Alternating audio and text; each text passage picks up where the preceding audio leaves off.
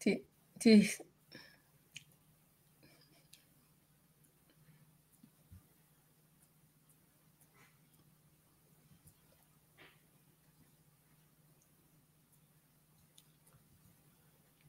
Good morning, Maria. How are you? I'm great, Lourdes. How are you doing today? Terrific.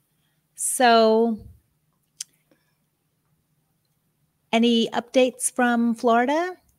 You weathered the storm okay down south? Luckily, South Florida on the east side. So really, I think we have fallen trees, maybe. That's about it. I haven't heard anybody say they lost electricity. And so I think that we're fine. And I know that there was a lot of devastation north of here with Sarasota and Tampa and, every place, Fort Myers, all of the west coast of Florida has, really, they were lucky that it went down to a 3 instead of a 4 or 5, but still there's a lot of power outage. There were a ton of tornadoes down here. And so there was in Vero Beach, there were a few fatalities, and I haven't heard of any fatalities down here, but we had tornadoes on the west side of Fort Lauderdale, which is really western, near the Everglades. Wow. So, a lot to be grateful for personally. And, most of the family up in Orlando is good. Only one person doesn't have electricity. So that's pretty remarkable. But everything seems to be good. Everything seems to be good, in my inner circle. And a lot of prayers for the people that obviously they've lost a lot. Yeah, absolutely. Thoughts and prayers to everyone who's been deeply affected by this storm, for sure. Yeah. So today we're tackling the topic of shame, letting go of shame from the past, which is a deeply compassionate and transformative process. When we have a lot of shame, it can weigh us down because it convinces us that we're defined by our actions, mistakes, or perceived failures.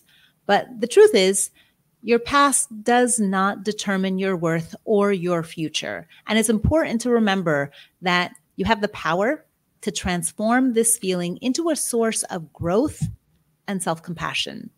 So let's talk about some steps that might help you on this journey, starting with acknowledge and accept. Begin by acknowledging your feelings of shame without judgment. Accept that these feelings are a part of your experience, but they don't define who you are. This is a crucial step to moving forward. Right. And I just want to, what you said was perfect. I do want to add one additional note to that is that, one of the things that is very difficult about letting go of shame is that it's attached to sometimes a fear of abandonment and a fear of being rejected. And so sometimes we have to, allow ourselves to feel that shame and to feel the additional emotions that are coming up, which definitely will come up if you have attachment issues. You just gotta breathe through it, right? And then I like this. Separate yourself from your actions is a great way for you to begin to see that you are an individual, and your actions and your behaviors, that's not who you are. You are not defined by what you do and what people think of you and the things that that interest you. You're not your hobbies, your habits, your behavior. And so understand that while you've done many things that you can regret, you're not your mistakes. In psychology and in philosophy, we talk about the difference between being and doing. And your true self is far more complex and valuable than any singular action from your past. And so focus on who you are now and what you've learned from those experiences that you've had. Yeah. This is so important. This is so important. I think people get stuck in the belief that they are their worst mistake. Right. And that can be so debilitating. And, you know, I just want to hop back for a minute with regards to what you said about shame. Mm-hmm. And it, having experienced this myself, that that concern for rejection, like if you knew this about me, mm-hmm. Right, you would no longer love me, respect me, you know, want me in your circle. And that keeps us stuck in the shame because, you know, we're clutching onto it. We won't shine a light on it. We won't share our shame story with someone, and, you know, with, you know, obviously a trusted individual, a professional, a therapist, or a coach. And it just keeps us stuck because we think that, you know, it's a fatal flaw and that no one will really accept us if we reveal that thing that we're so ashamed of. Moving on to self-forgiveness. You know, forgiving yourself is a powerful way to release shame. Understanding that everyone makes mistakes and that these mistakes are opportunities for learning and growth. Self-forgiveness involves recognizing your humanity and treating yourself with the same compassion that you would offer to a friend. Now, our listeners, if they're keeping count of how many times we have said on our program, you know, that it's important to give yourself the same compassion you would offer a friend. This is one of the things that I see, you know, with my clients is one of the most challenging things to do. But, you know, if our friends are deserving of our compassion, we are too. Right. And I think that one of the things with that is we're so judgmental of ourselves. And if you reflect back, who you are has a lot to do with those first 7 years where you knew nothing, right? Where you were dependent on others' feedback and information. And sometimes some of the people that we got the feedback and information from weren't at their ideal best, right? So mom had a bad day, dad had a bad day, the teacher had a bad day, our friends, our mates, our siblings had bad days. And so we built up these, you know, coping skills, these adaptations. And so we continue to use them, and you're judging yourself for using them. But the truth is that, hey, you developed them because you needed them when you were growing up. And so now you're like, okay, so I'm mature. I'm going to adult, you know, parent myself. And the first thing you need to start with is forgiving yourself and saying, hey, I'm not going to crucify my 7-year-old self anymore. You know, they got me here. And so I'm going to just reframe some of these things that I used to do that I no longer do, because now I have words, I have a voice, and I can say, hey, that's not a good idea. I don't like that. Right. And so that's really the self-forgiveness is you're forgiving a 7-year-old, you're forgiving a 6-year-old. You know, and yeah, sure, you made some choices as a teenager, as a young adult, you know, that don't hold the values that you hold that right now. And so you say, okay, so I've changed my values. I would never do that, knowing what I know today. And knowing what you know today, you can say, okay, I wouldn't do that again. Forgive yourself. Say, okay, so that person who I wasn't so bright, wasn't so kind, wasn't so compassionate. You know, they used the skills that they had. Okay, so I've totally gone off. Well, but you did kind of touch on to the next point, reframing the narrative of your past. So right, yeah. definitely. So yeah, so instead of viewing your past actions through the lens of shame, try to reframe them as experiences that have contributed to your growth. You're right, Lord. I went straight into that one. And the next one, practice mindfulness, meditation, and self-compassion. Here it is again. Yeah.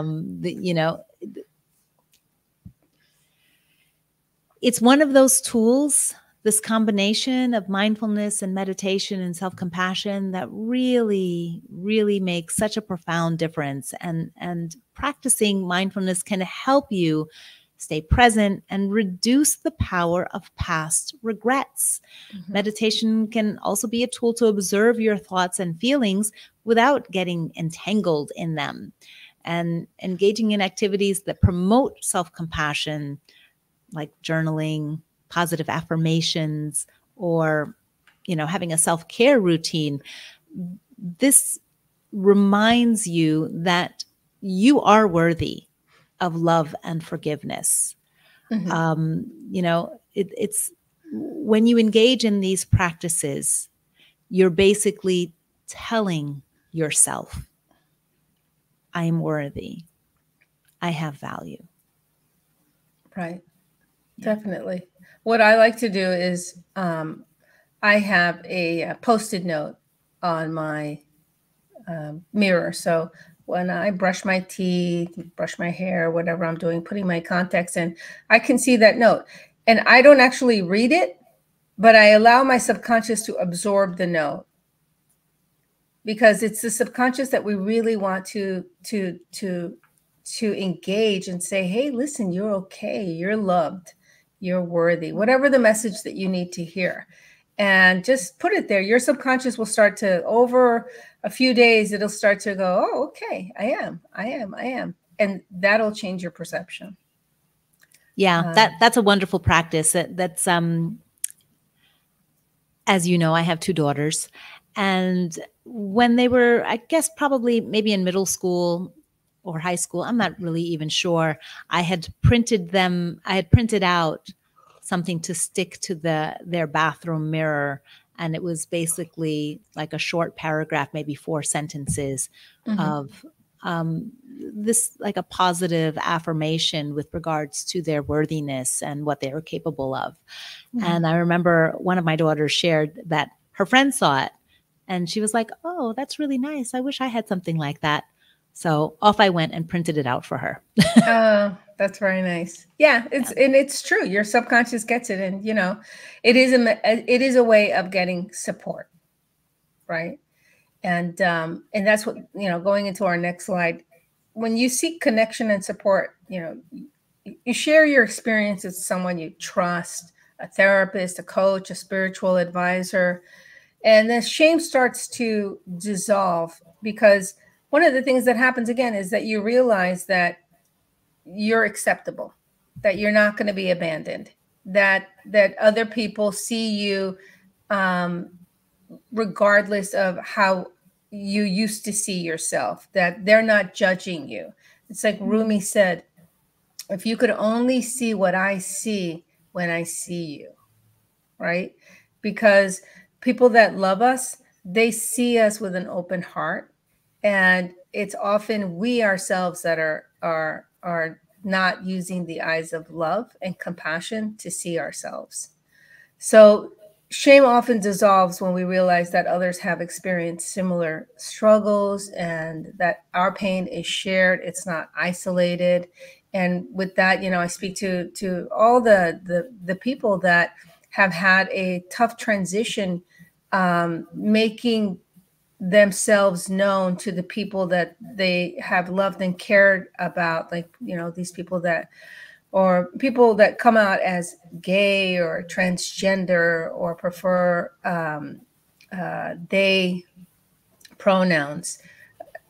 These are difficult transitions that you make, or when you fall in love with somebody that is not part of the accepted clan that you live in, right? So these are all transitions, and when you're going through things like this, it's really so important to seek support and connection with a therapist, a close friend, or a trusted advisor, a coach.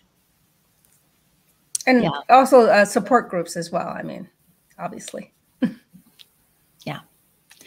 And then create new meaning. Start focusing on the person you're becoming, not who you were. Like, don't let go of the past. Set small, achievable goals that align with your values today. And by living in alignment with your authentic self, you create a future that feels empowering, not weighed down by past shame. And part of that may involve making amends, if possible. If your shame is tied to actions that have hurt others, consider making amends. This can be a really powerful step in healing both yourself and the relationship. Absolutely. And, you know, remember, letting go of shame is a process, and it takes time and it takes patience. So be gentle with yourself as you navigate through the journey of letting go of this shame. You're not alone. And each step that you take towards self-compassion is a step towards healing and freedom and peace. Yeah, absolutely. And now we'll go to some steps for, you know, the benefits of letting go of shame, beginning with improved mental health. Releasing shame can reduce feelings of anxiety, depression, low self-esteem. It allows you to cultivate a more positive and balanced mental state. Right. And enhanced self-esteem. So it's letting go of shame helps you build a healthier self-image, and you start to see yourself as worthy, as capable, and this will boost your confidence and your self-worth. And better relationships. When you let go of shame, you can engage more authentically with others. This openness fosters deeper connections and more meaningful relationships. I mean, when we feel better about ourselves, we're able to show up in the world more positively in all of our relationships. Absolutely. Absolutely. If you focus on giving love and being love, it's inevitable that you'll get more love. But, you know, it also shifts the energy and the pressure. So the other people don't feel like, oh, like you're not an energetically draining person. People come around you because they feel so good around you, because you're not trying to get them to approve of you, to love you, to be kind to you, to anything for them. You are you, and really, you know, in essence, you are yourself. You are pure love. It's just all these veils that we have, that we think that we're something less, which we are not. You can increase your resilience. Freeing yourself from shame strengthens your ability to cope with life's challenges, and you become more resilient, better equipped with certain setbacks and failures that you experience, as we all experience. So definitely increase resilience. You're like a palm in the storm. You come right back to center. And greater emotional freedom. Letting go of shame liberates you from the heavy burden of past mistakes. This emotional freedom allows you to live more fully in the present and pursue your goals with more clarity and purpose. Right. And you'll have physical health benefits. So chronic shame can contribute to it can contribute to stress-related health issues. And, you know, it can contribute to inflammation. And we know inflammation causes a lot of disease. And so by releasing the shame, you can reduce those stress levels, which in turn can improve your health. And, you know, stress is a main factor in disease because it causes dis-ease. And so anything that causes dis-ease is going to eventually cause some sort of disease. You have these gut issues, you know, chronic health issues that you might have are Your emotions are contributing to them. Yeah. Yeah. When you're walking around burdened with shame, you have this, it's like you're hiding, you're constantly hiding the secret, right? This Right. secret thing about me. And that creates a lot of stress, because you feel like, oh, if they find this out, if I'm found out, I'm a fake because I have this shame secret, this shame story. It's really debilitating.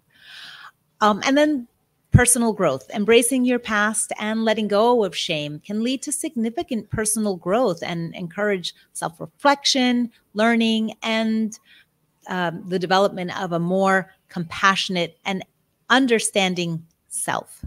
Because when you've been through it, right, it allows you to have more compassion for others and more understanding for other people's struggles.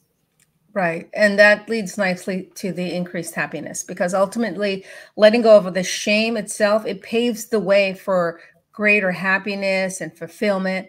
And it allows you to experience joy and contentment, and without that constant shadow of those past regrets, the liberation that you feel when you let go of something that you think is shameful. And what's really crazy is that when you tell somebody something that you've been ashamed of, and they go, oh my goodness, you've been ashamed of that? That's nuts.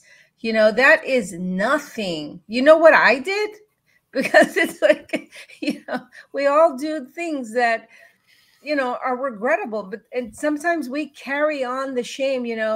I kissed so-and-so in the second grade and I just feel so dirty, and it's like, you're carrying that for the rest of your life. Are you crazy? Because some of the shame that we carry is just insane. It's insane. If your 7-year-old came over and said something to you that you did the exact same thing when you were 7, you would be like, oh honey, that's nothing. Absolutely. Absolutely. Yeah. So just remembering that the journey to letting go of shame is a process, and it's important to be patient and kind to yourself along the way. And each step you take toward self-compassion and forgiveness brings you closer to a more liberated and joyful life. Absolutely. Absolutely. All right. Awesome. Awesome. So if anyone listening needs support, please reach out to us. We're here to help. Thank you. And we will see you next week. Yes. Be well.